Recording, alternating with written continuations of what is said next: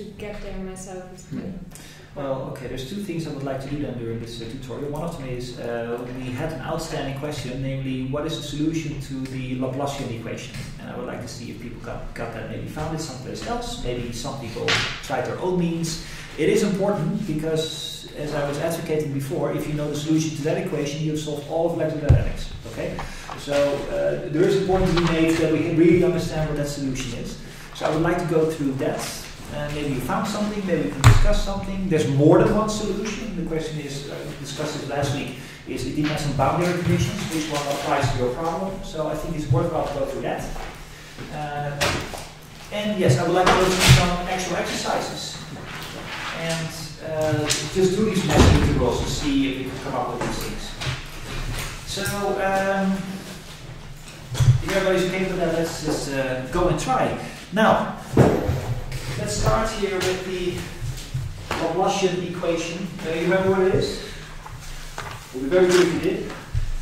It's the Nabla squared. Nabla squared, really? Okay, yes. The Nabla symbol, Okay, sorry. okay. Of the field. Okay, so this one? Yeah, minus 1 over c squared. Okay, yes. That squared, the c squared of the field. So I'm going to write this as this. And then equals some source. Yes? Yeah. Mm-hmm. Okay. Well, in this particular case, do you remember what the source was? Oh, it's minus rho divided by epsilon 0. Yes, exactly. And now, because in dynamics, the source, the charge distribution could in principle change in time. All these equations that we've done so far before we made this particular step were all in cases that charges stayed where they were and there was a current, so there were charges moving through a current, but the current itself did not change as a whole in time. So we really looked at the static situation before, and this is dynamic. So, of course, in real life, statics never happens, quite literally. Because at the moment that you have some electromagnetic field, even if it is static, it doesn't change in time. I mean, it depends on space, but it doesn't change in time. Now you put one particle in there, or a current, or magnet, or whatever, it will flow to the left, it will flow to the right, and that means it brings its own electric field, so therefore things will automatically change. So all that we've done when we described the static part was really just saying, well, suppose that you have a configuration of electromagnetism that is static, and you drop some particle in there, and you only look at the exact starting minute of that situation, the starting second, because at the moment that you let time run and the particles will flow in all kinds of directions, then all of a sudden everything doesn't work anymore. So up to this point, we haven't quite really looked at any real life situations, so we really have to solve this equation, and its corresponding friend, that is for the vector potential. And exactly as before, this is also now a time-dependent function. So, I would like to hear what is the solution to these? Or let's both write them down in this usual form. Let's call this. This is the Laplace equation. All these four equations are this exact form. Question. I would like to hear solutions. Or attempts at solutions. Or it could be this. Or look up at this book and that book said it was such. And there's at least one person who I know tried it by his, her own means. It's her.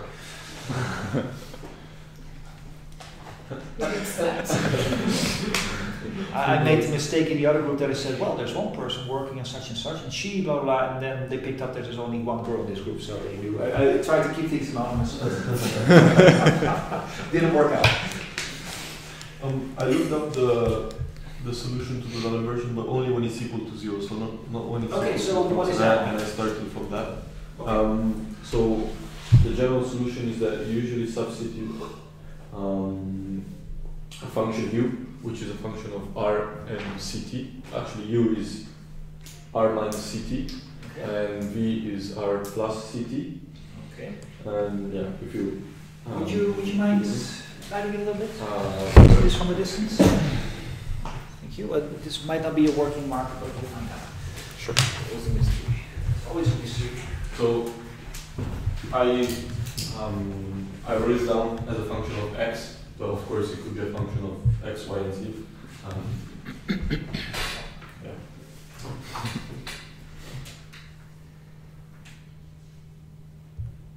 None of them work or what? Different color? Yeah, I brought some new markers, relatively new stuff. Yeah. I mean, in our new building, I want to have just literal blackboards where you have chalk. That if you see a piece of chalk, you don't have to then find out whether the thing works, right? You have markers here, but you still don't know whether you will able to write something. You don't have a problem with chalk. Chalk means if you see the chalk, it means the thing works. And we waste so much plastic. That too, yes, I agree, because you throw away the containers, right? We don't refill them. Yes. Apparently there's choking hazard if you have chalk. Okay. All right. This is what we have, right? If, like, as I said, we start from the idea that s is 0. What is the letter that you use to denote the function?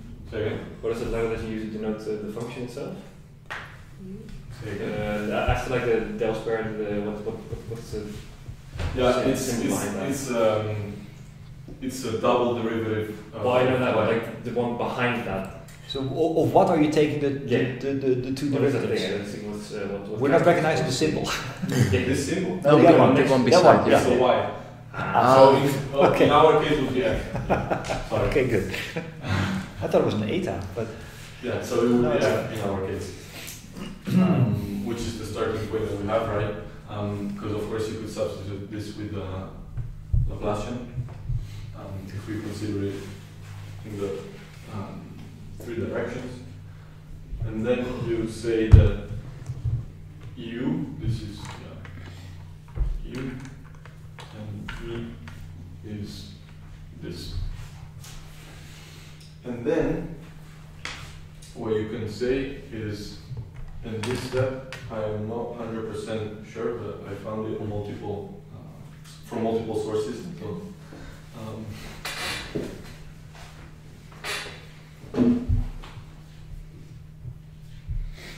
this makes sense. And then, okay. It's generalized chain rule that you're writing down. Yeah. Yeah.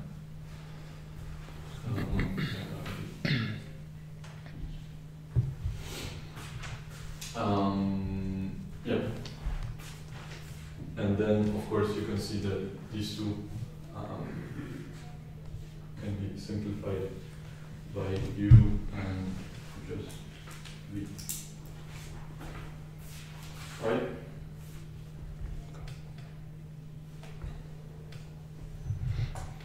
Yes. Sorry, I must have. No, this is correct. This is correct. So Yeah, this you fill in. is a generalized chain rule, and then you fill in these definitions for you. Yeah, exactly. That is correct. Because Yes. u is, I mean, the u dx is just 1 and the v dx is just Yes. And just to be sure everybody knows this rule, aside from electrodynamics, just this mathematical statement that says here. Yeah. Including, everybody knows the chain rule. Are you aware that sometimes it adds another part to it? When it's multivariable, basically. Yes. Yeah. When the thing that you take the derivative of is itself a function of multiple variables that themselves and then depend on u and v. Yes. Simon, one question. You did that because f is a function of u and v, no?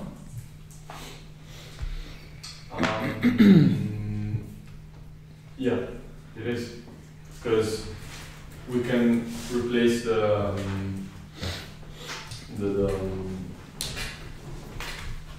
original x and t. Since u and v are both function of x and t, Yeah. you can replace them directly instead of x and t, like Okay. with a specific That makes sense. combination. Yeah. And then you can do the same for the time derivative. So we should use the, I think the reference better. Again, chalk. Send this to Leon and to Thomas, please. That everybody here wants to have chalkboards. No, I mean,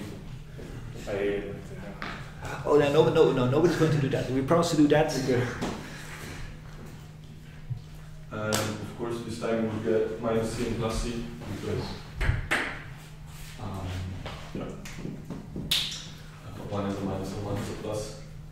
And then if you proceed, and what you do here is you substitute the delta x with that and the delta t with this, you will get something like this.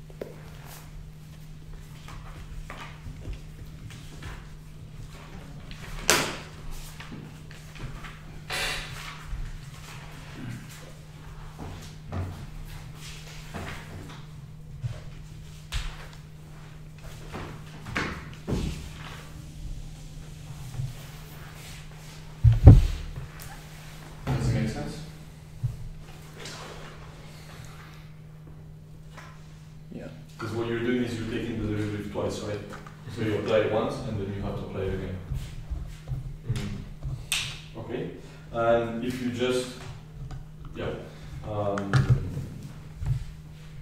open this up, so to speak, what you will get is, maybe I can delete this bit, right?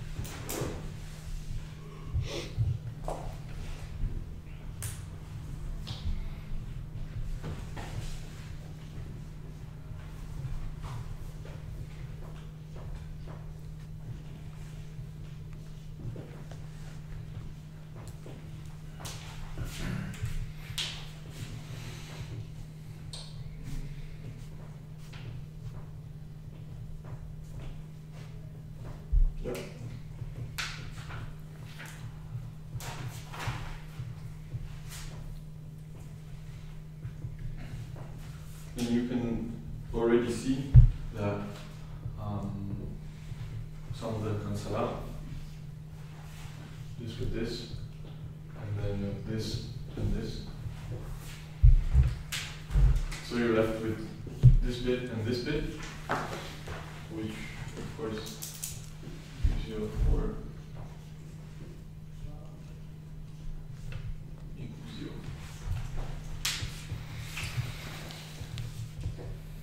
And the solution to this second order partial differential equation is the general solution would be this.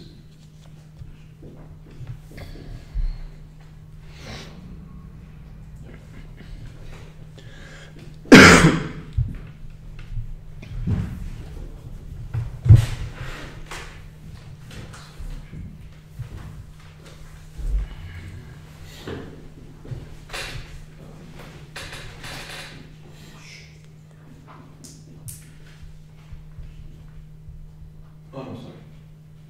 It's not.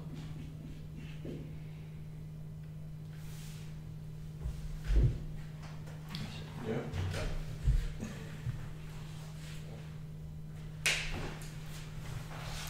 Okay, So so we found Jeff. okay, so this is completely fine.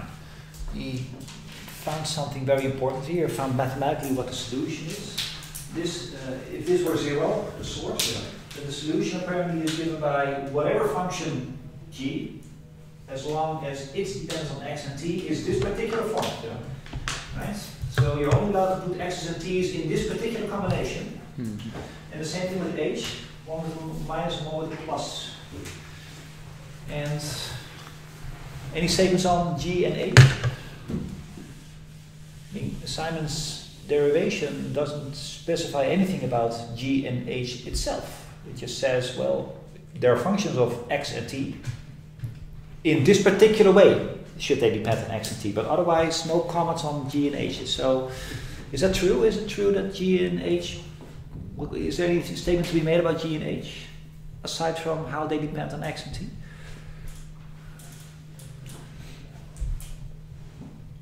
That's strange, isn't it? Nobody has to tell you what g and h is. As long as it depends on x and t in this particular way, x minus ct or x plus ct, it should work, apparently. Is it dependent on the boundary conditions maybe, what they're supposed to do? Or is it not the case? There is some boundary condition issue there, yes, because the solution comes with overall constant. Because it's a linear differential equation, you can put random constant a, b there, it would still work. So there are some boundary conditions in those numbers a and b. I agree. Typically you would use them such that at infinity things go to 0 or something like that, depending on your physics. But even aside from the a and b, there is apparently, there's much, well, it looks as if there's much more freedom, right? I mean, you can choose your g's and h's in any way that you want. It could be anything. We have a differential equation that sort of allows all kinds of solutions.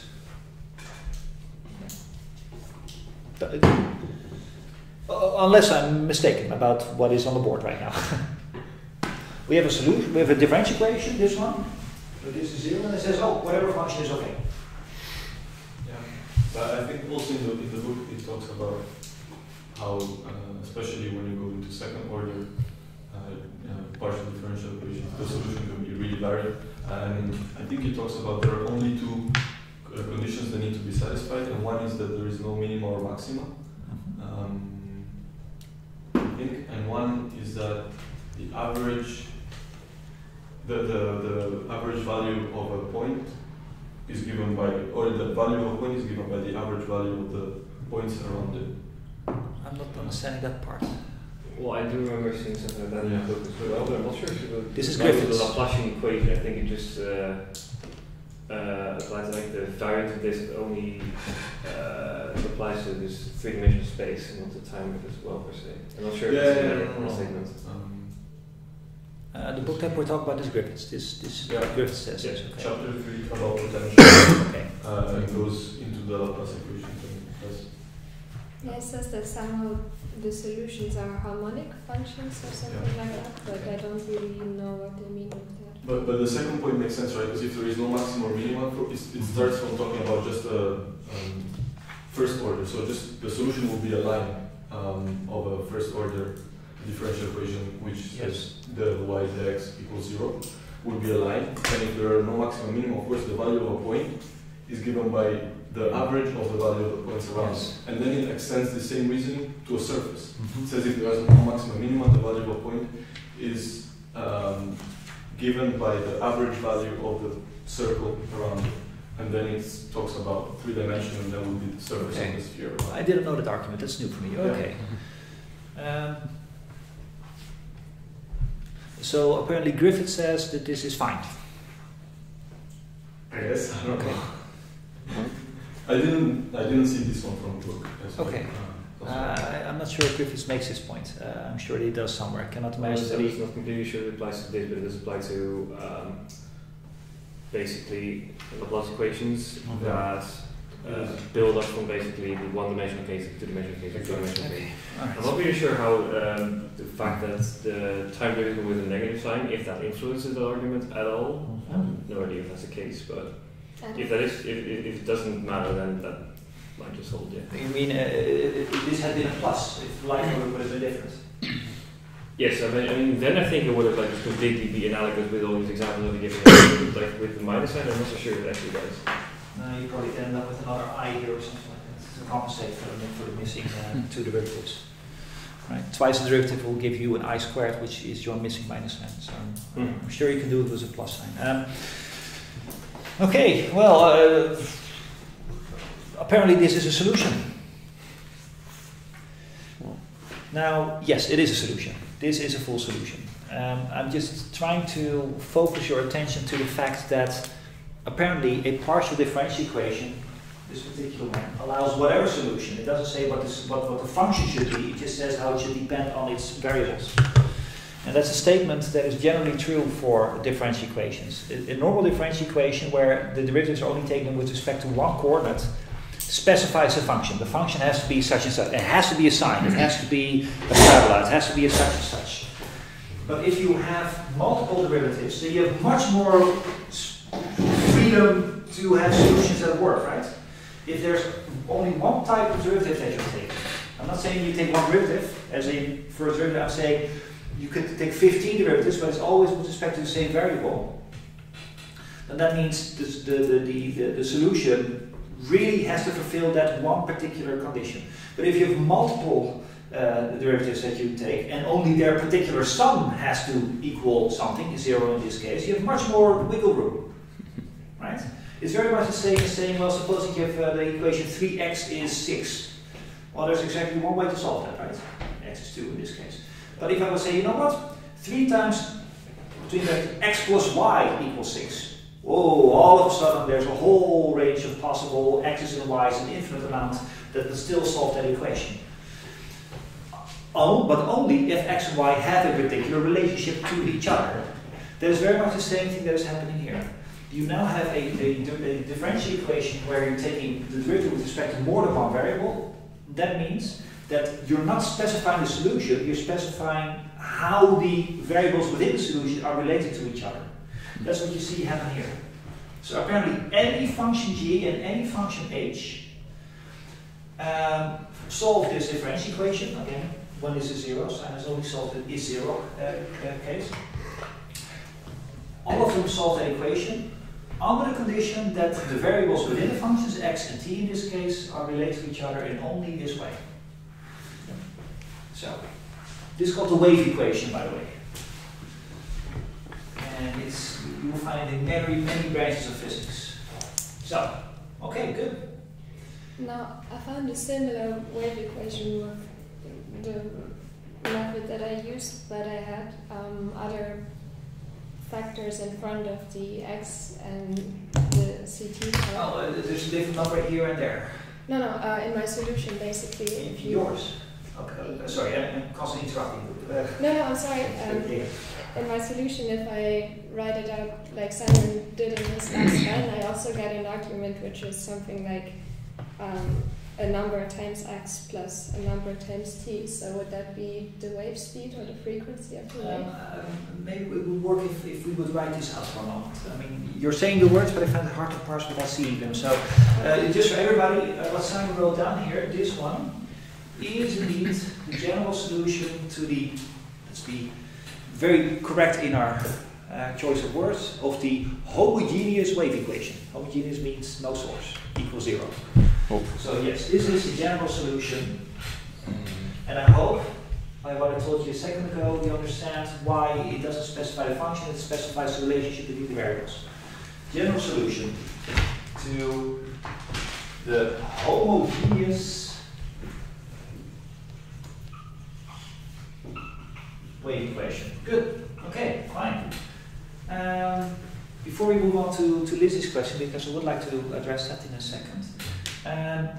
What does it mean physically that it is homogeneous in this case? There's no outside influence on how the function should behave. Agreed, because that's what the source does, right? Mm-hmm. All right. But how can a wave come about without a source? Okay, that is a very good point.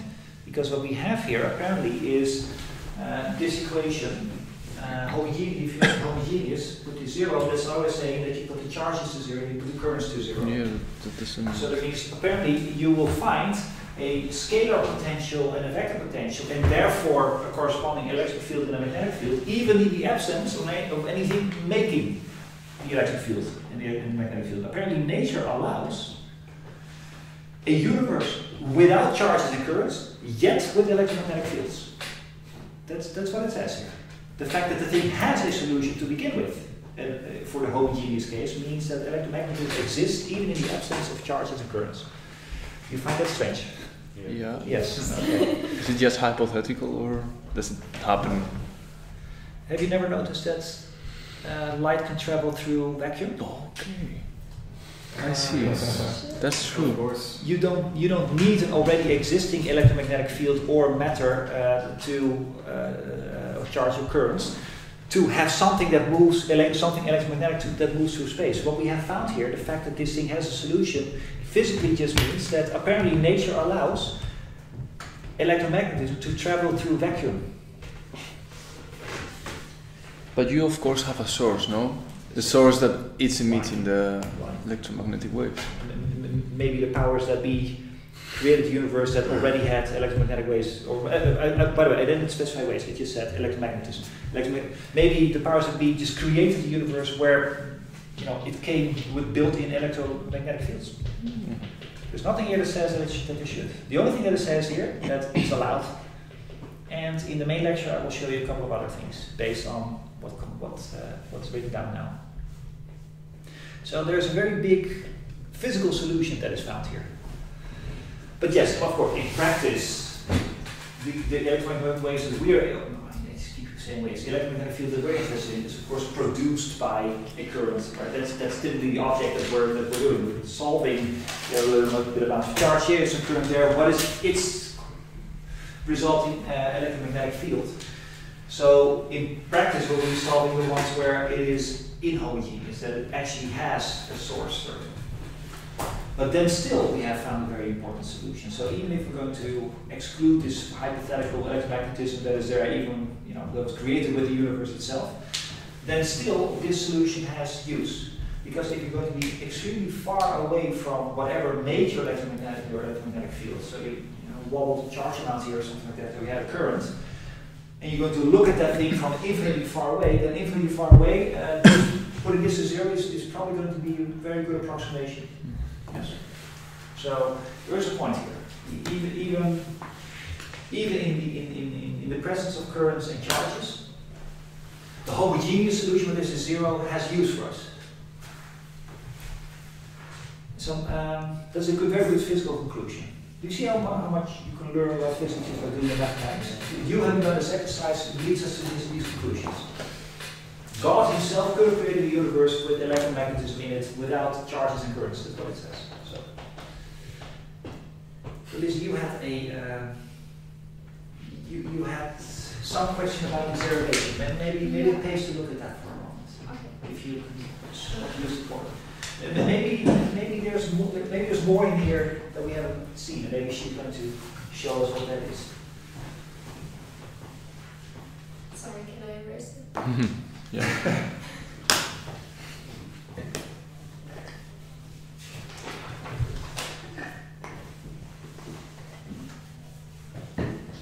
Oh, sorry. I'm sorry for writing that.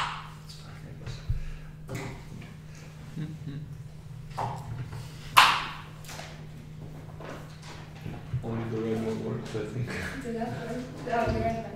Mental note, I'll get some new markers in the break in a moment. So I tried to solve the problem by separation of variables because we have one spatial part and one time dependent part. So basically what you can say is that these parts can only be equal if they are equal to constants. And then you can express your function in terms of a sum of functions of only x and only t, for example. This the homogeneous one still, right? No sources, or I guess it is still homogeneous. Yeah. okay. Everybody knows the trick of separation variables to solve differential equations. No. Sort of. Okay. Well, it's typically used if you solve the Schrödinger equation. It's a very famous example where it is typically where people see it for the first time. So maybe it pays just for a moment to show the technique, the separation of variables. It is important, not just for magnetism, it's an important trick. It's one of your standard tricks in your toolbox if you solve partial differential equations. So it's good. Also used in ODE, right? Sorry? ODE in... Oh yes, yeah, no, that's also yes. If you have, I don't know, dt, Yeah. I cannot come up with an example. It just says that you split the two variables Yeah. and you make sure that each variable has their differential, and then you integrate both sides. Yes, yes. That is true. You very much do the same thing. Yes.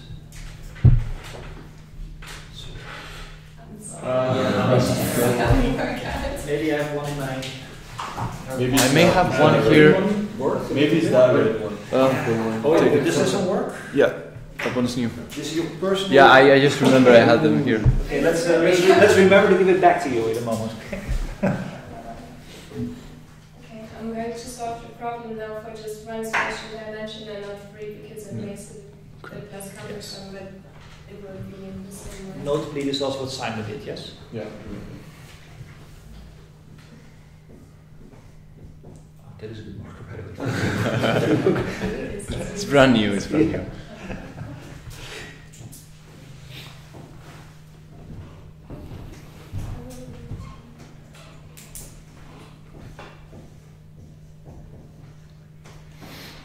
I'm sorry, I forgot my sheet where I did the whole derivation at home, so it's going to be a little bit of freestyle now. But basically what you can see is that your function u is a function of x and of t, and thus we would like to express it as a sum of a function big X, which only depends on x, times the function big T, which only depends on t.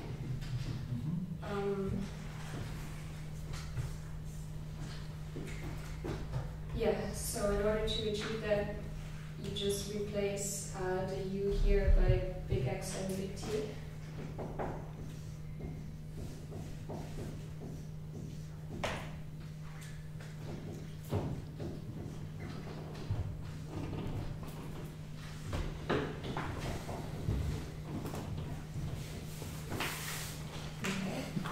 And now in order to get each side only dependent on one variable, we again divide by x and we divide by t.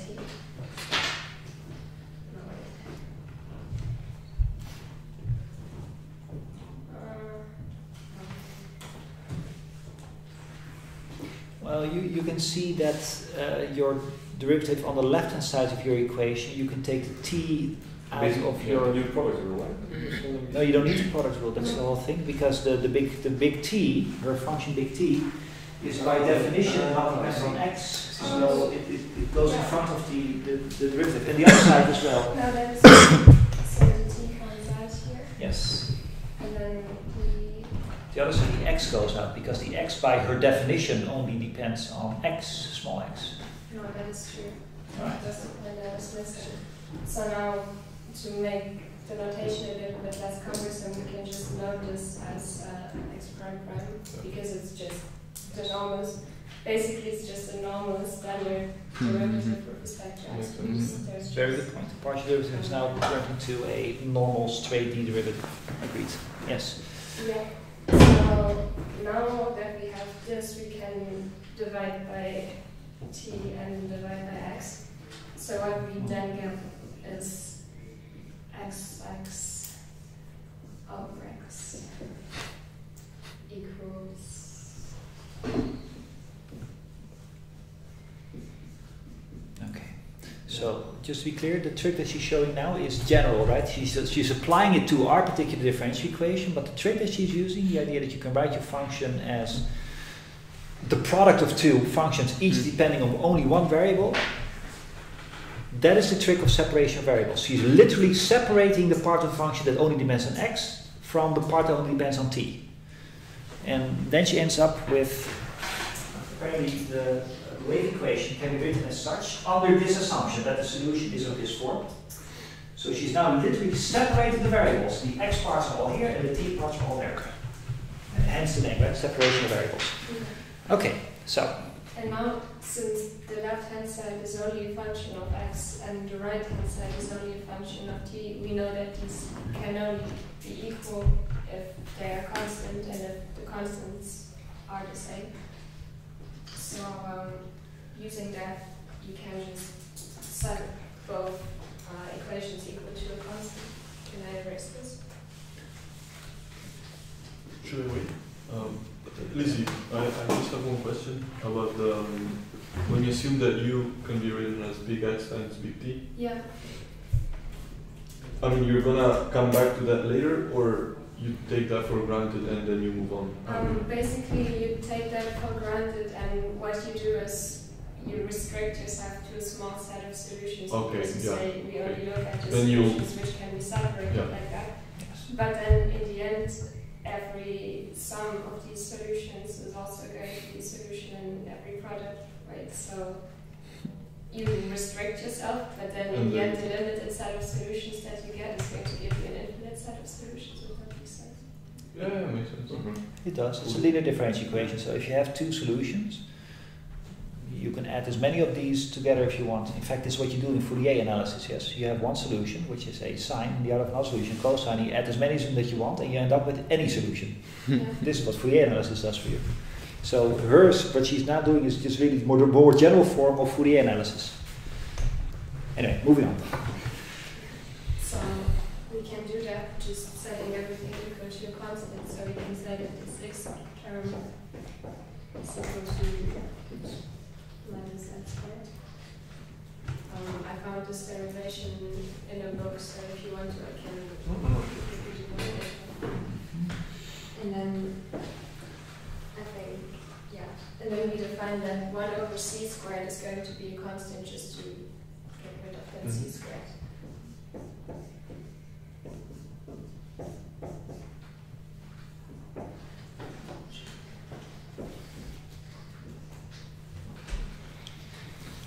And now these are just ordinary differential equations that can be solved quite easily.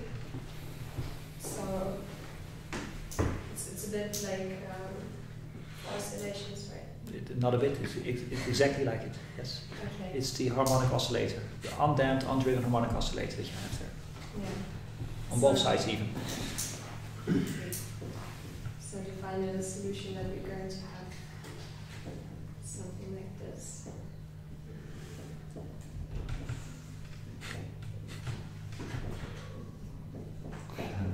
She's actually going full Fourier transform now, you see that? Because she is actually writing her solutions as what you would in Fourier transforms, cosines and sines, which she writes as a complex exponential. Yeah. She's rederiving Fourier analysis right now. Because otherwise my Gabler tricks that come afterwards don't work. It's fine, you know. Mathematics, the mathematics of physics is like love and war. Everything is permitted. So. Amazing. Now, so this is the general solution to your differential equation that you find by separation of variables. And in order to find the values for these A's and B's and G's and H's and Mu's and T's, I don't know about the Mu's and the S, but for all the other big letters, we need to find them by plugging in boundary conditions. So I was a bit naive and I thought I would just let t run from 0 to infinity.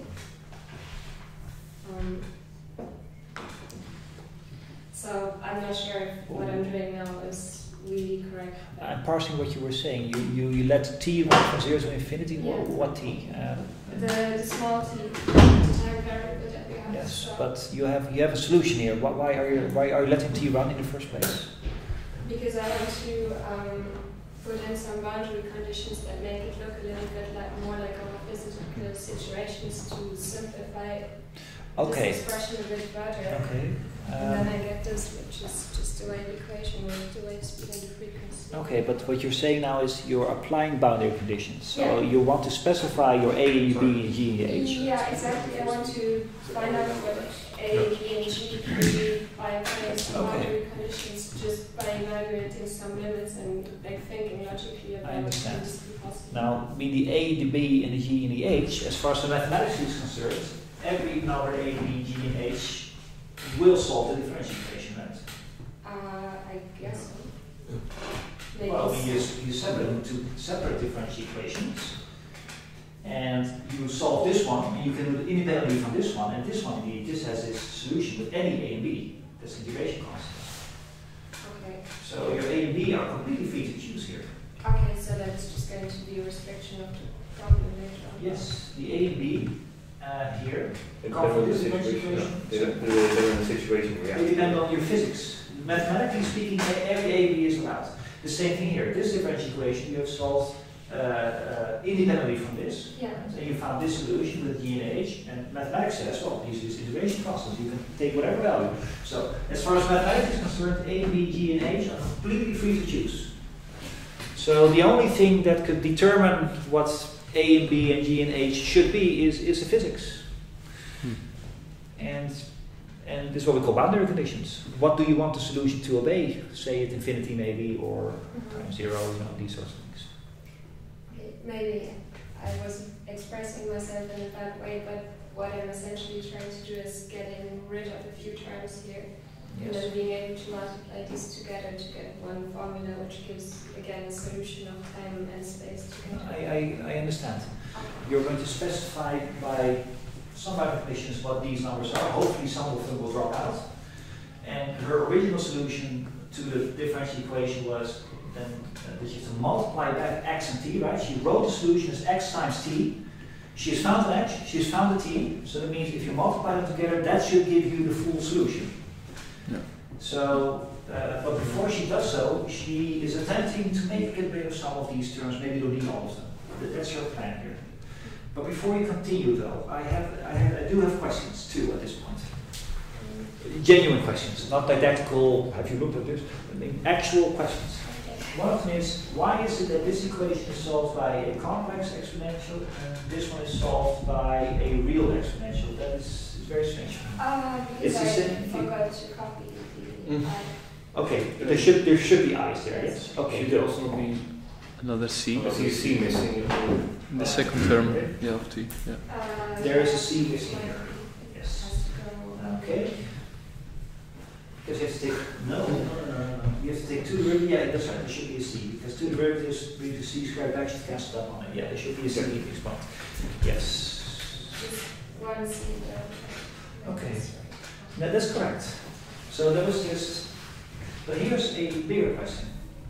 Why is this constant different than that constant? In separation variables, should they be the same?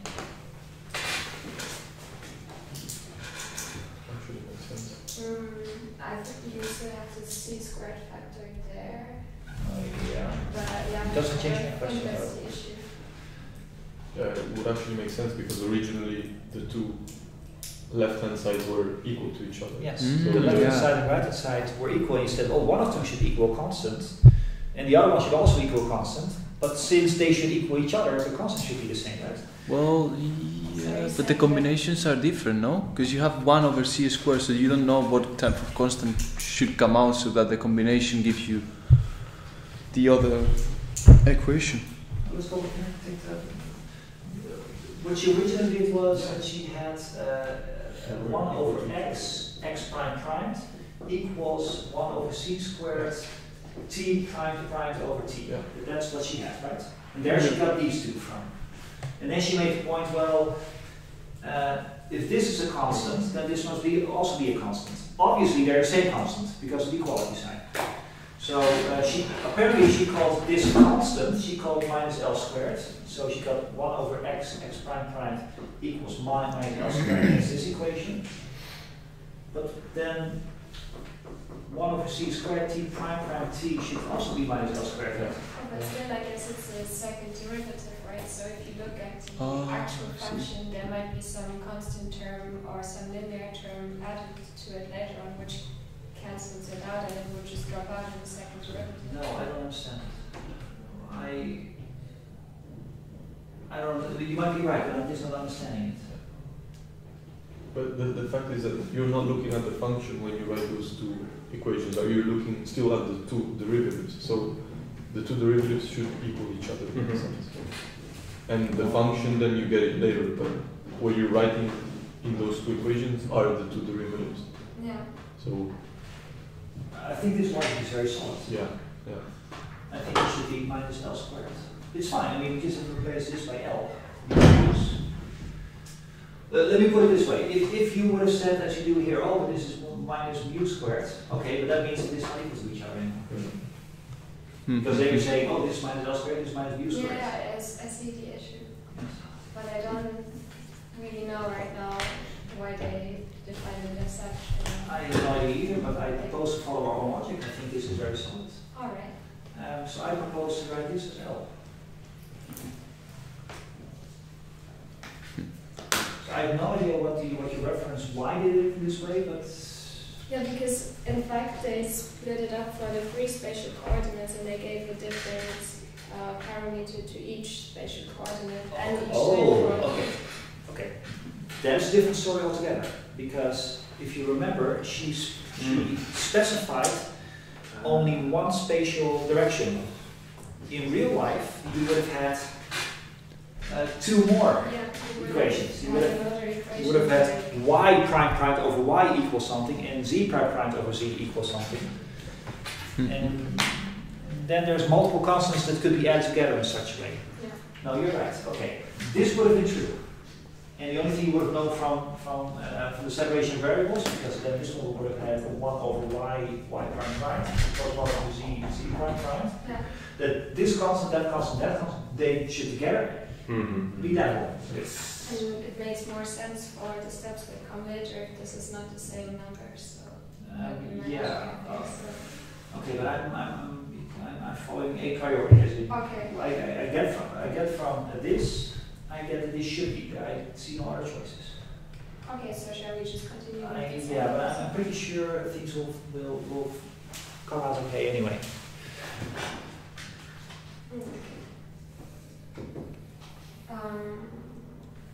Yeah, so I said I would let t run from 0 to infinity, and I guess that if the little t would be infinitely large, then the big T function would also be infinitely large because it is. No, I'm seeing Simon's solution is going to comment in a moment. Yeah. Yes. Because It took me a while to catch up. But it's also going to be extremely large. So if we let this T run to infinity, this whole term is going to become infinity, whereas this whole term is going to tend to 0. Nope. No, because it's an oscillatory function. Oh, yeah. So, and taking a sign and let it go to infinity does not mean it will go to either infinity or to 0.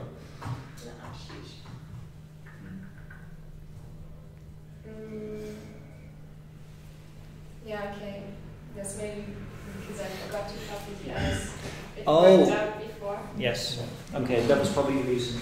So her plan was to say, well, I want the solution not to blow up anywhere.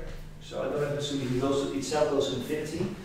In her original version, she had forgotten the I here, she had forgotten the I there. And then you can say, oh, but then at time infinity, without the I, this will go to infinity, because it's a real exponential, this blows up at infinity. And then she said, I don't want that one. And since I'm free to choose my G anyway, this number, she's going to choose the 0, so that particular blowing up doesn't happen. Yeah. And here she said, oh, without the I, if the I was neglected here and you would have let t run to infinity, then this would have gone exponentially to 0, which has no issue. And then same idea here where you can say, okay, when x equals 0, start at 0, but then at infinity it's going to go up, so this term is going to jump. I agree, but you forgot to bring an extra I in. Shall I try and save the day? Yes, Because no, this is a beautiful mechanism, but at this point there's no reason to let my A's and B's, my G's and H's to subject them to boundary conditions because they're oscillatory. Okay. There is a subtlety here, but I will get to it in a moment. I will name it and then maybe we can think about it a little bit later. The reason that it says I here and I there and I there is because she wrote this constant as minus some number, right? Yeah. Because you can only end up with two derivatives with a minus sign here at the moment that your exponential has an I in it. But I mean, she was free to choose a constant. If she had gotten plus there, she would not have gotten the I here. Yeah, but the omega is going to be square root of this constant later on. Yes, but now you're talking towards a solution. I'm just saying, mathematically speaking, there was no reason to choose this number as negative and therefore end up with an I. You might as well take the pluses. Okay. You're right. I mean, if you do it like this, then we're going to end up with Simon's solution. But there is more mathematical freedom here. But let's continue with this one, right? She chose the minus here and the minus there, and yes, we saw before that it's the same one here. We stuck to one spatial dimension. Now, the original solution is this one here. So if you want a full solution depending on t and x, you have to multiply this whole thing with that whole thing. Yes? You're going to end up with how many terms? 4 terms. Agreed? Now, without doing the full write-out, you will have, at the very least, you will have this one multiplied with that one. Agreed? Okay. So, at the very least, you'll end up with something that's going to look like a times lx plus ct. Oh, excuse me. The L should be here. Agreed? And yes, if you want to put the numbers in front, sure. An A and G. Okay, fine. What you also end up with is this one multiplied with that one, which I think will give you AH complex exponential. You will get an L goes outside. You get x minus ct. Does it start to look familiar to you? Yeah, it's again the wave equation. Because you indeed have exactly, as Simon said, the solution should always be some combination of x and t plus or minus, x plus or minus ct. That's exactly what we're ending up here, automatically. Now, I've only done this times that and that times that. You also have to do this one and that one. But do you see you will still get the same combination of x plus or minus ct? So we're getting Simon's solution back. That's what we're doing here. There is a little bit of difference. Oh, by the way, if it was A and H, so this particular one will get you, well, you know what, let's write them all down. I forget which one I was doing. BG. A and G I have. B and G, yes, I should have. Yes, BG. That should give me IL, what do we have? There's a minus now, there's an X, there's another minus CT. Still agree? And finally, I end up with B and H. And that will give me minus X plus CT. So we have 4 terms, so all of them agree with what Simon has already concluded before. Good, they're converging. Now, this is a solution. By the way, do you see that instead of these 4 constants, A, G, B, and H, I also have some combination. You might as well call these new overall constants, right? So I might as well rename them A prime, B prime, go with the other ones are G prime and H prime, right? Instead of having particular combination of these 4, might as well introduce 4 new ones. Okay, now all of this is a solution because it's all easily proved. Now, in principle we're done, and how to get these numbers is again dependent on your physics.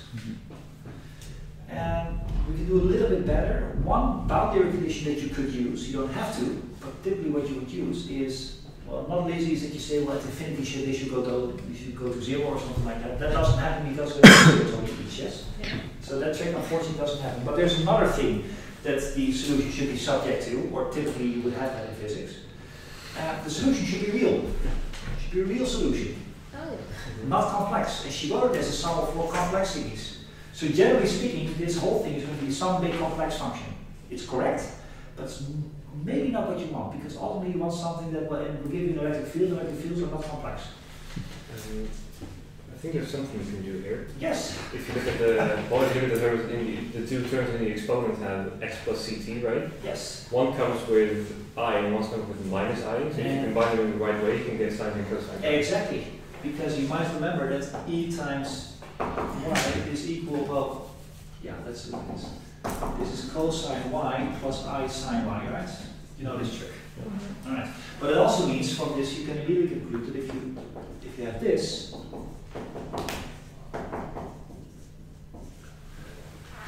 this follows from that. So what you can have is that you add 2 complex exponentials and now end up with something real, if you add them in the right way.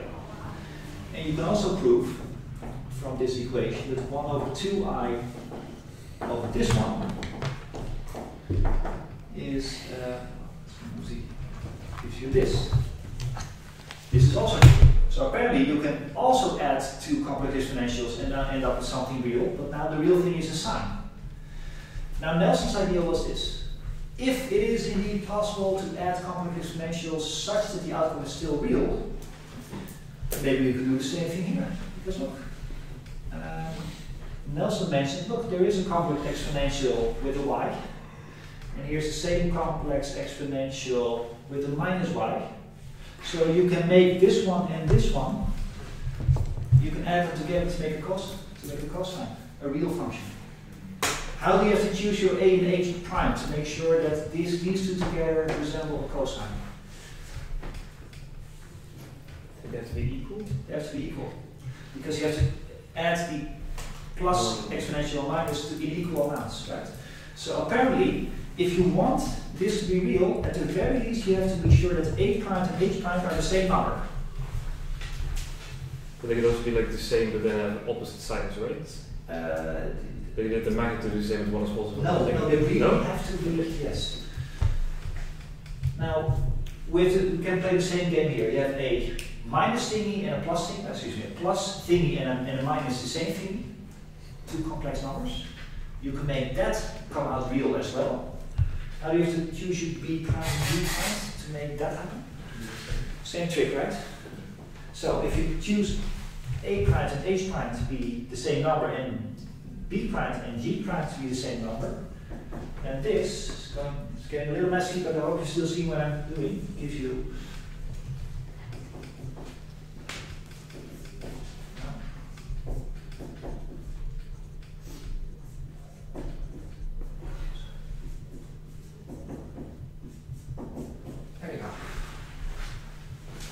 and that's exactly again of sinus form, and now it's real. It's not a complex function anymore. So this is what you were doing is completely correct. Apparently, a solution to the original equation after this long mathematical series of steps is a sum of two cosines. One with x plus ct, the other one x minus ct. So it's good. And the L's just become constants as well, right? Oh, I'm sorry. No, yeah, I'm sorry. The L's. It's a little bit messy now, but the whole thing, x minus ct, should be multiplied with L, with the brackets here. I'm sorry, I forgot about the L part. Yeah, that's something I wasn't really sure about the L. How are we going to determine that one? Is that just the parameter that is set from the experimental conditions? Yes, or is it, okay. because it takes the role of a frequency. Or if you're very curious, it's a wave number. But anyway, you can read it as a frequency. And which frequency? Well, depends on your physics. It's a boundary condition number. Okay. But, So sorry, Yes. can the L be like incorporated into two big constants? Because you can see Of course. the L as e to the L, Yeah, absolutely. and Yeah, then yeah. you just... What you're saying is, this might have well taken the numbers -1. No, but I mean like from the very last step. Oh, if you can absorb it into no, the you can't. prime. No, you can't. Because Yeah. multiply that will always go with an x and a t. Yeah. So it can never be absorbed in the overall constant. I'm not Okay, sure I see that. I'm sorry, your question is, can the L be absorbed in this? Yes, Yes or correct. no? Okay. Because if you would write out this bracket, you would get ILX, yes? And it's just not mathematically true Oh, I that the see, L I will be see. Oh, absorbed. yes, I see. Yeah. Now, to make one final step is completely off tangent, but hey, we're here anyway. Remember that we said at the beginning, but now we have one solution. You can add as many of these solutions together if you want, and it would still be a solution. It's a linear differential equation, so one solution plus another solution is still a solution, yes? But have you noticed that Lizzie did not have to specify what the number L was, whether it be 5 or 16 or 200? Doesn't matter, the solution still works. So I can have this solution with some L, add with the same solution with a different L. The whole thing would still be a solution. I can add to that this thing again with yet another L. In fact, let's take an infinite amount of L's. I would get an integration of sines and cosines. Does it look familiar? Does it sound familiar? Yeah. That's not Fourier-ish, it's exactly Fourier. You've proven from this, plus the other thing that you can add as many as you want for different L's, different frequencies, you have now proven Fourier's theorem. So that you can write any solution as an integration of these sines and cosines. That's really cool. That is really cool. So we have done more than just electromagnetism here. We've proven Fourier analysis. So that's good. That is good. That is good, right? Completely off tangent, but hey, it was this little beautiful treasure trove along the way. Couldn't help it. Taken on board. Now, one final thing. No, it is really. I mean, see how beautiful it works together. Now, one final thing, then we're going to have a break. I made a point. Well, she might have taken these as pluses. If you would have taken these as pluses, these exponentials would have not had these i's, right? And there's absolutely no reason that Lizzie should have taken these numbers as minuses. She could have taken pluses. The mathematics would work just as well. Her solution would work just as well, except that the i's would not be there anymore. So no Fourier analysis in that case, yes? Because then we're adding real exponentials that actually do blow up at infinity or minus infinity. Oh, okay. But notice that these solutions that we would have then gotten, the ones that are real exponentials, no oscillatory ones, Are still the same, I think. good. Well, they still depend on what Simon proved they should. So, the point that I'm making here is, when Simon showed his derivation, he showed that any function that depends on x minus vt or x plus vt, that's ct, sorry, x plus ct or x minus vt. Yeah. Okay, thank you. Okay, he proved that any function would do. Now Lizzie, by specifying this as minus numbers, took of all this huge set that Simon proved could be a solution, she happened to pick the ones that were sines and cosines. If she had chosen these as pluses, she would have gotten one of the other infinite sets that Simon proved should be the case. Remember, every function that is x plus ct or x minus ct should work. And Lizzie, by taking this minus sign, has just happened to be looking at one particular one of these possibilities, namely the sines and the cosines. And if she had taken a plus sign, she would have looked at another possibility. So, everything is completely in convergence. Simon proved the general case, Lizzie by separation of variables, by taking the minus sign else, looked at one particular case, which happened to be Fourier analysis, and if she would have taken some other numbers, she would have ended up with yet another set that all fit within Simon's prediction. So, everything is beautifully converging. So, I think it's time for a break. Okay. Two more comments before we wrap this part up. One of them is actually it's just that. This is but what Simon proved before was that a solution could have the dependence x plus vt or x minus vt, and that if it does, then it is going to be a solution. Just throwing it out there, there might in principle be solutions that do not obey that rule, right? He hasn't proved that those are the only solutions that work. This is a small comment. The second comment I wanted to make was, I said that we came to Fourier analysis, which is certainly true, but realized that we've only done this for this particular Laplacian equation. So, just throwing it out there, I'm not saying that we've proven Fourier analysis in full breadth for every particular differential equation you might encounter. So, all right. So the inhomogeneous equation I'm going to talk a lot about during the main lecture later today. So for now, let's move to one of the exercises from the book. Any preference? There's an exercise where you have to calculate the scalar and the vector potential. Yeah, can we maybe just do the first one with the infinite wire, because I That one was have a difficult, problem yeah. to set the boundaries of this LM integration. Okay. Now tell me what the setup is.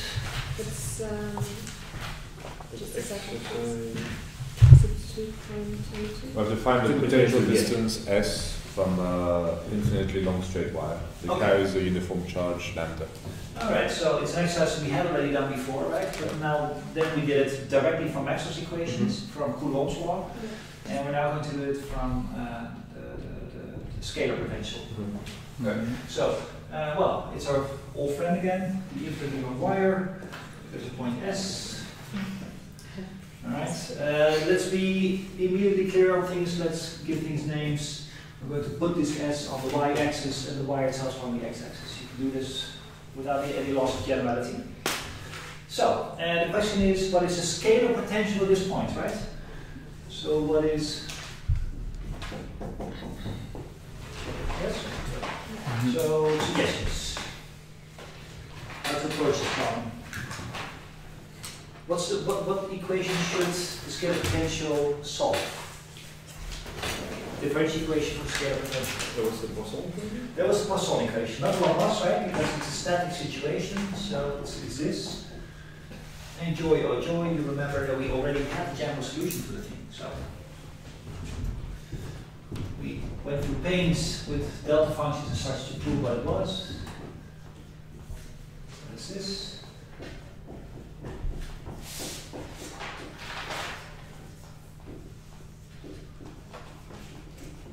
Agreed? Well, here's the point that I made before. Isn't it over R? You're absolutely right. I'm sorry. I have the global in mind. Sorry. Yeah. Okay. So here's the point that I made last week. The fact that we have the general expression for the thing, it still requires you to actually do the integration. And I guess this is where the problem lies with people, right? Yeah. You were saying at the beginning you had some difficulty. It's doing stuff like this. Yes, because the difficulty was that in the previous exercise, I think we integrated from 0 or from the origin to define S where we wanted to evaluate the integral. But here we can't do that because the integral is going to give us an ln, and ln of 0 is not defined. So okay, that's a very good point. All right. So you, I hear from your phrasing here that you have done this integration. It's just you don't know what to do with the answer. yeah, I did the integration, but I didn't know. Can you tell me how you did the integration? No, we'll get there. How did you do the integration? I took the rho as a constant, and then I said that R is the same thing, like the big R is the same thing as R minus R prime, and then R is the same as the S, I guess. Okay. Let's be very clear on what things mean, yes? You remember that small r, r primed, is where a particular piece of charge is that adds to, in this case, the scalar potential. Yeah, it's the sweep area. Yeah, that's what I call the sweep one. The integration sweeps over all space and looks up where there are charges. Yeah. So maybe she calls it the lighthouse R or something like that. I mean, literally it's a searchlight that looks for where are these things. Now, here's one of them, yes? And we have to give that thing a name. I prefer not to call it rho, by the way. I mean, I understand what you say, it's constant because it's constant on the wire, but just out of nomenclature, rho is typically reserved a symbol for charge per unit volume. And now we've charged per unit line, and typically people call that lambda, but that's fine. So here's amount, in this unit piece of line, there's a lambda amount of charge. By the way, that means that this integration, instead of integrating over all space, you might as well just integrate over the whole wire, right? And then this is not a current density, excuse me, it's not a charge density, it's a line density. But otherwise, things are exactly the same. I call this the x because you're integrating over x. Okay. Right. The Lizzie made the point, well, this thing goes here. Go, because it's constant, there's the same amount of charge at any point in the line. In the first lecture we made a point of this, that the electromagnetic, the strength of the electromagnetic force makes sure that it's evenly distributed typically. Alright, so this is the integration that we have to do. But this is R primed. Okay. This is what we would call R.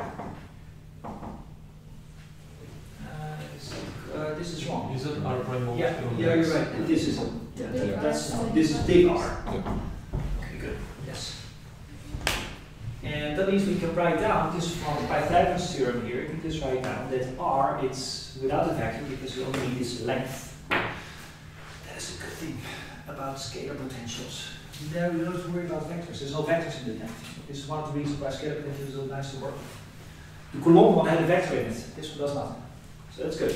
All right. So yeah, we can just drop the vector signs and just write down its length, which according to me is, well, s squared.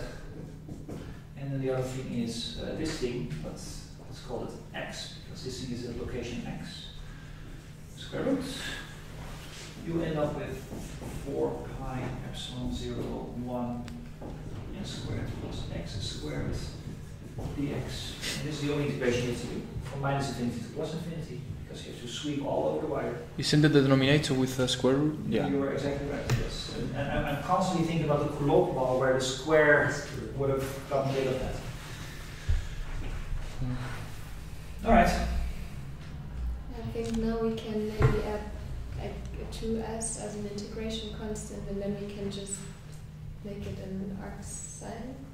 No, you can't. Arc sine is x squared minus 1. Then arc tangent. Tangent. Tangent, maybe. Unfortunately, that only works if it's 1 over x squared plus s squared. So it's That's square root. It's a new thing altogether, unfortunately. Okay. It doesn't look like one of your standard integrations. Yeah. Well, you can use substitution maybe.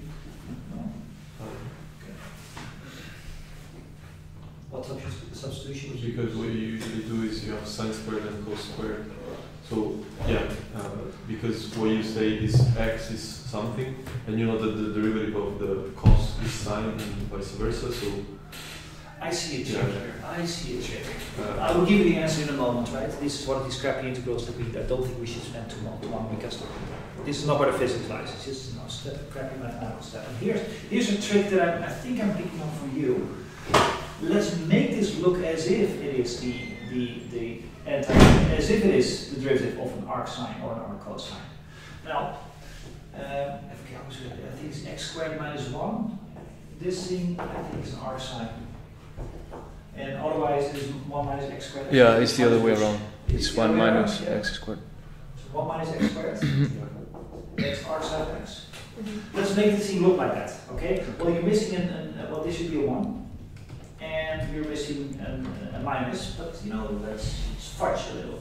First of all, let's get an s outside, because then I'll end up with 1 plus x over s squared to square root dx. So it's doing algebra here. Now we'll put the s here. Okay, so getting closer, but not quite there. How about we write, you know what, let's introduce a new variable. And the new variable is going to be I times x over s. No, close, almost. Let's write x over s squared as minus I y. Excuse me, minus y. There you go. This is what I was looking for. Okay? Squared, Jesus. Well, I'm just doing it in real time, okay? Not everybody's half Peter's people. Okay, so you end up with 1 minus y squared by construction, which looks like this. So we can now use our arc sine, but it does come with a price. Because the dx here is then in our case will be dx, dy, dy. And I get from this that x itself, oh, I'm not sure if this will work out. It's okay, it's going to make life sucky. No, not really. No, this is fine. I took the square root of both sides, I get this. That means that x should be minus, should be this. And that means that my dx over dy gives me minus s. Agreed? This rewrite, defining this thing as y, turns the integrand into 1 minus y squared, but it turns my dx into my dx then turns to minus I s dy. But that's okay, this is a constant. So I don't care about that for integration's sake. So, my whole integration has now, there was a dx here. The dx again, I can replace by minus is dy minus s 4 pi epsilon 0. There's a lambda, there's another s. And here you have 1 minus y squared, square root dy. And this thing, by construction, is now the arcsine of y. So putting that back in, I get minus, well, the s's drop out at this point, minus I lambda 4 pi epsilon 0. This is an arcsine of x, excuse me, arcsine of y. And let's immediately put in that my y was defined as I times x over s, so I x over s. There you go, there's your solution. Here's the scalar potential, that position s. It looks, don't make these faces please, okay? It looks crappy, but it is a correct solution. So why the faces? What is wrong here? Why did you like this one? The complex numbers. Yeah, but is it because this is complex? And as an arcsine of complex, maybe the thing in totality is real? Also, when I was using 8 of the answer, but it actually looked very different. There was some logarithm there.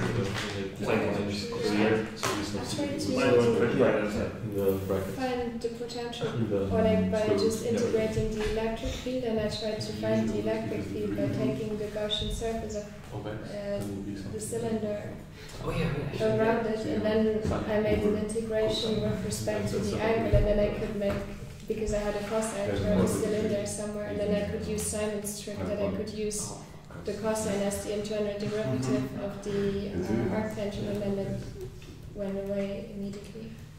Okay. Well, it's based on basically this definition of potential that you have in the book here. Oh, sure, okay. Sure, that's just the inverted thing, sure. Yes. But, okay. Now that you could do. They have a trick there that you say, well, you can write the scalar potential as minus the line integration of the electric field. That is very true.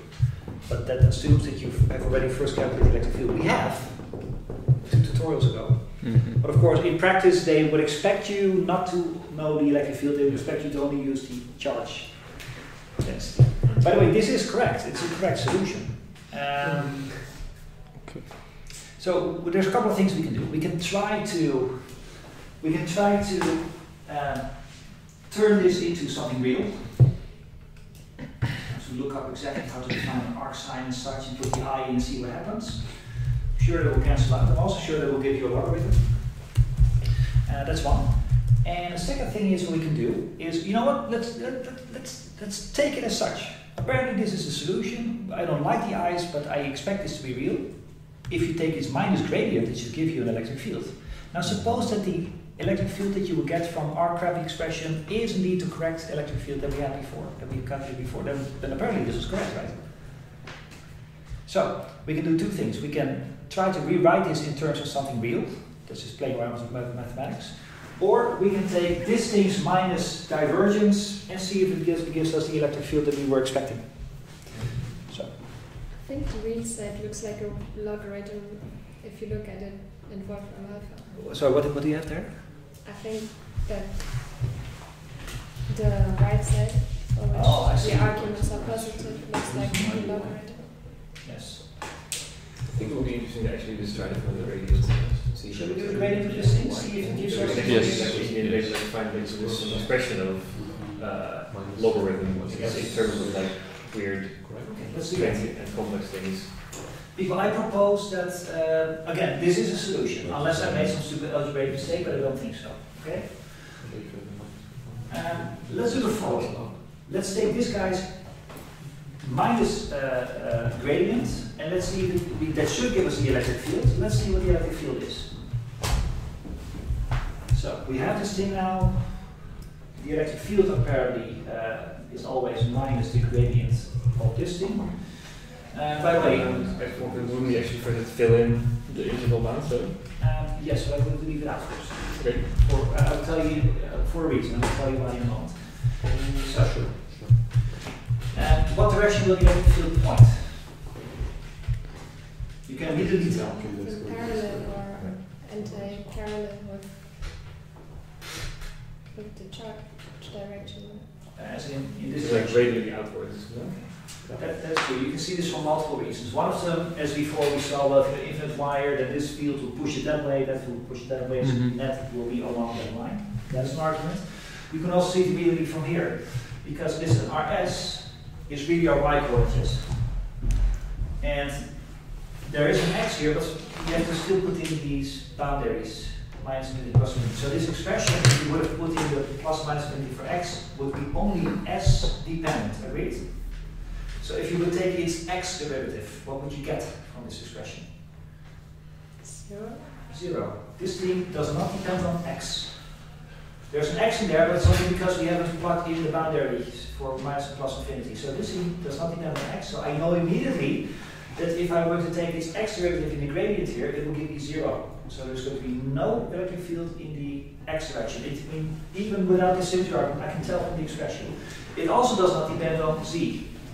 So its derivative in z direction will also be 0, so there will be no electric field sticking in this direction, but it will have a derivative with respect to s, and s is our y coordinate here. Mhm. So I will obviously get something that points in y direction. So instead of writing down the whole gradient, let's immediately go to what we know is going to come out. Let's do this one. So we have to take that thing with a minus, so it's Times in s, the unit vector as well, right? no, but I Oh, use all yes, vectors. sure. But you're right, if whatever it is as a vector, you're working right. So I have to take the y derivative of the arc sine ix over s. Now, be careful here. The x's still have to be evaluated, but for my derivative that doesn't matter, does it? Because I have to put in values for my x's, but I'm taking derivative with respect to y. So I don't actually have to put in these numbers here to take the derivative. You can just first take the derivative and later maybe put in the x values. Let's be sure here, we call this s in this context, so it's now an s derivative. There you go. Alright, what is the derivative of the arc sine? We're dating the software, right? We have it on the board down there. Yeah. It's 1 over 1 minus full square. So the ds of the arc, yeah, exactly. It is 1 minus and then the square of this thing, which by definition is going to be x over s squared square root. Okay. Be careful. Times. Yeah, there's a chain rule there. There's a chain rule. Times this, agreed? Sorry, times what? Yeah. That's good news. That's Yes. Because we have our Mhm. 1 over s relation back and the I is a drop. The eyes drop out, so apparently, even though everybody made faces because the thing looks so crappy with all the eyes, the electric field, the physics, is completely real. And indeed, if you just go through the mathematics, you will find that all the eyes drop out. And we get a 1 over s here, but we still have to take, we've taken the s derivative now, and I ignored that we still have to put in the x goes to infinity minus infinity. That step we can now do. And in fact, we've done this exercise before. It just goes back to the exercise 2 weeks ago. Do you remember what happens if you take x to infinity in this expression? This x has come there. Yeah. So there's an x in the numerator, there's an x in the denominator, you make x infinitely big. Do you agree that if you make this infinitely big, you might as well drop in 1? Mhm. 1 plus infinity, you might as well not put 1 there. But that means that gives you x over. I only had a question. Why isn't the derivative with respect to s of ix over s only ix over s?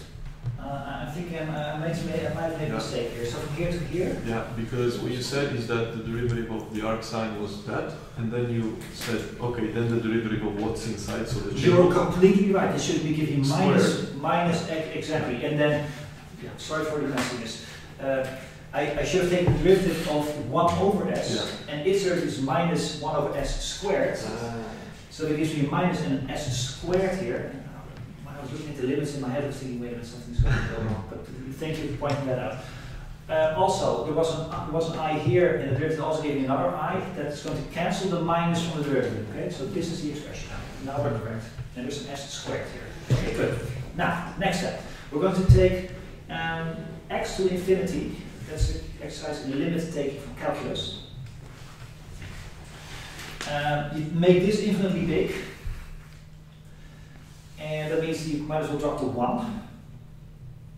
But that means you are having the limit here of x divided by the square root of x squared. Mm-hmm. It says x over x, so it goes to 1. Well, there's still an s here, and you will end up with 1s upstairs. I hope you see this point. Mm-hmm. Take x to infinity, then you might as well drop this, then this square root of this x is going to drop out, but this 1 over s is going to end up here. So that's this limit. You have to subtract the exact same limit, but now it's going to minus infinity. And then you immediately go to the answer that will give you minus s. You already had a minus because of the rules of integration. The limit for x going to minus infinity gives you another minus s, gives you 2 s's, you get 2 pi epsilon s. And that's exactly what we did, the answer that we had 2 tutorials ago. When we did things immediately from the Gauss law. So apparently, having a crappy scalar potential does not stop you from doing good physics. But then, if you use this formula now, and you want to integrate it with respect to s, how are you going to put the boundaries? Because in the solution of Griffiths, they have one boundary which is at some point A, and it goes from that point A to the point S, but I didn't understand the argument for how they picked that point. I'm not understanding the exercise. So we have our electric field, yes? This is completely solved. The exercise is now done. Yeah. In a somewhat exotic way, but we have solved the exercise. Now, what does Griffiths do as a next project? I can maybe just show you the solution because... It does do something funky there, yeah. But what is their object? What are they trying to calculate? They are also... The exact same thing, but through the basic definition of what V is, like the line integral. Oh, okay, so over the electric field. Yeah, okay. No, there is okay. And the expression for phi just looks very different. No, then I know. Okay, then I know what happens there. If it's okay with you, I'll give you a brief idea of what they do there. Yes? So, this is the point of Lizzie. Somewhere in the book they say, well, if you already know your electric field, you can also calculate the scalar potential by doing this integration. Right? Okay, no, that's correct. That's fine. This is just another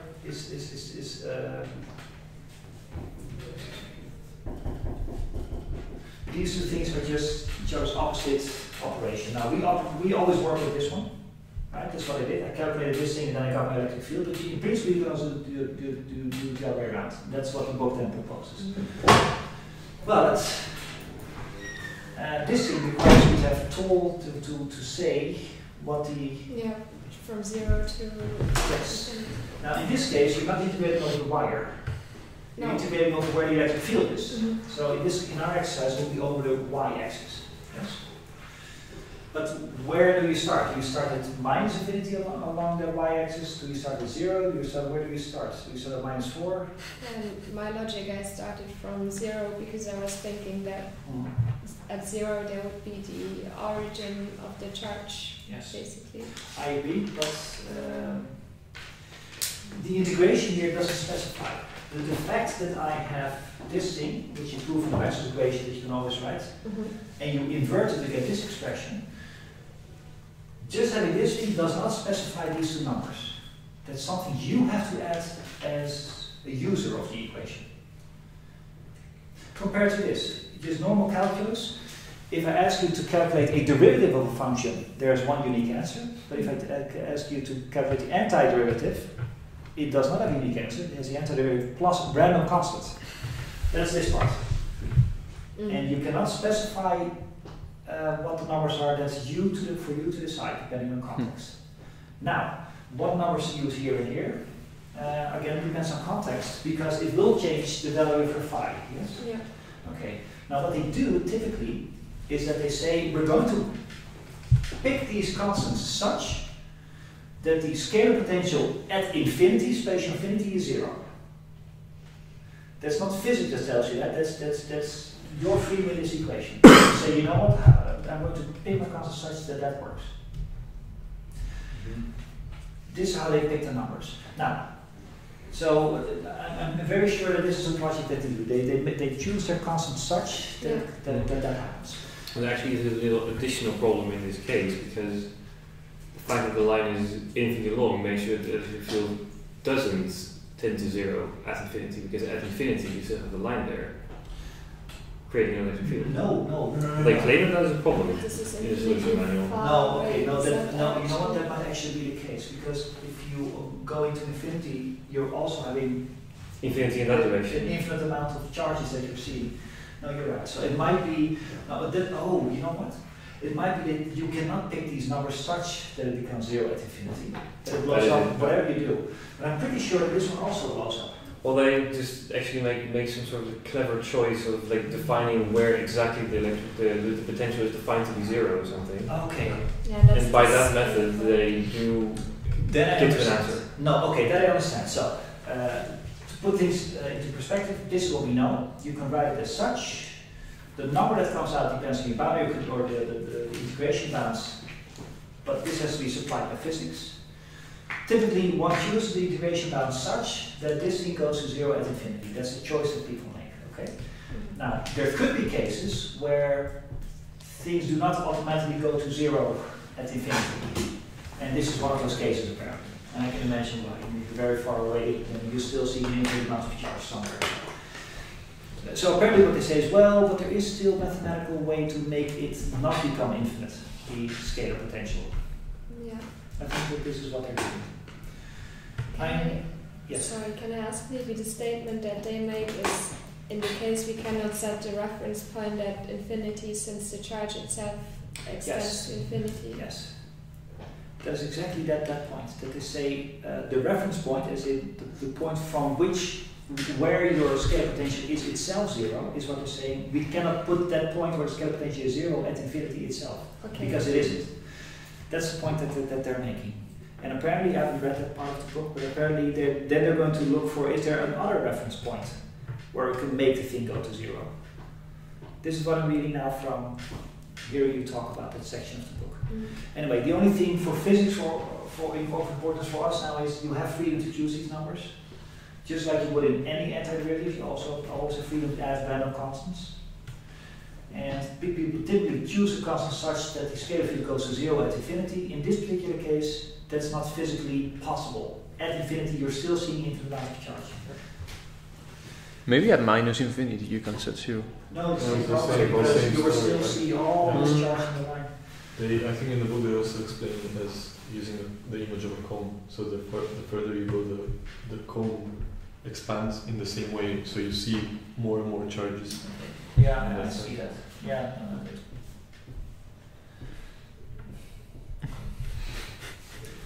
There's a travel time issue there, as in, but sure, okay. Now, I mean, note that our, strange form, exotic looking way for the scalar potential,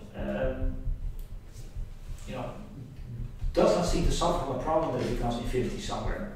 But that's only because we have never plugged in these infinity, the boundaries, right? Now, how does no, let's not go there. I'm sure, I wouldn't be surprised if you put in infinity minus infinity into this expression, it itself becomes infinity. But apparently it doesn't stop us from having a perfectly workable expression, right? Even if the scalar potential itself looks complex, and even if it blows up somewhere, it still gives us the exactly correct electric field. Correct. Yes. So I think there's a lesson here. Don't worry too much about the scalar potential being some strange form or blowing up somewhere. You see, this is the point of the whole potential formulation. You're never measuring potentials. So that the thing blows up, you don't care about. You don't even care whether it's complex. It's just a mathematical tool that gives you your physics. So even if the thing blows up somewhere, so right, it will be an issue. Things become either complex or infinite becomes an issue if the thing it must itself be measurable. Phi is not. So don't worry too much about that part. 2 minutes, okay.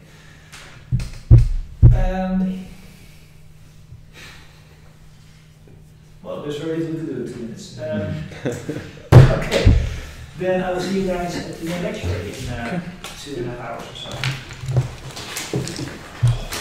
3 hours. 3 hours. Yes. Okay, thank you guys. Very useful.